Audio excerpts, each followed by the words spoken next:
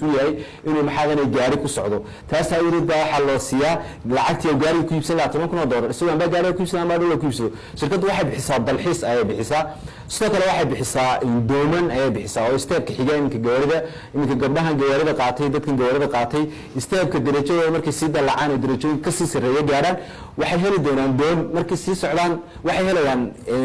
private jet wax la raambaa diyaarada private jet ee dadka millionaires ku ay qaataan oo maxaadan diyaaradaha waaweyn لكن بريفت شد بالدا سو كلا مركا maxaadan sii socdaan fiila awaad wax la raado ayaa la qaataa marka shirkadu waxa leedahay resultiyo kala duwan oo soconaya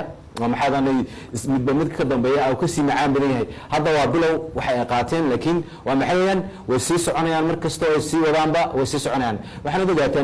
natiijo kasta oo qofku helaayay waxay ku xiran tahay adkeysigiisa iyo la qabsigiisa oo qofku inuu maxaadan early adapter uu noqdo oo la qabsado isbedelka ganacsiga adduunka maanta ka jira maanta business kani intianis group ay qabato waa network marketing network marketing wuxuu ka result badan yahay wax loo yaqaan traditional marketka wuxuu ka fudud yahay wax la yiraahdo traditional marketka waa part time ayaa lagu shaqeeyaa network marketing traditional market maanta dad ku shaqeysana waa full time weyn dad dukaan furitid full time ayaad ku shaqeynaysaa in dukaankaaga markasta dhex joogtid laakiin network marketing waa part time weyn online baad ku shaqeynaysaa taas baa waxay saalaysaa qofku inuu isagoo uu dareemaynin oo waqtigiisiba qayb kamid ah isticmaalaan waa abaalmarin qaato waxa dadka inta badan bulshada ay fahmi laayeen wax weeyaan shaqo aanan maxaadan aniga la igu karbaashaynin oonan CV-gayga aan la weydiinin oonan maxaadan waxba la weydiinin oo la igu canaananaynin inaan haddana lacag 15,000 iyo $10,000 ka qaatay macquul maaha laakiin waa macquul wadaraytan inaan xagan ku bixinayno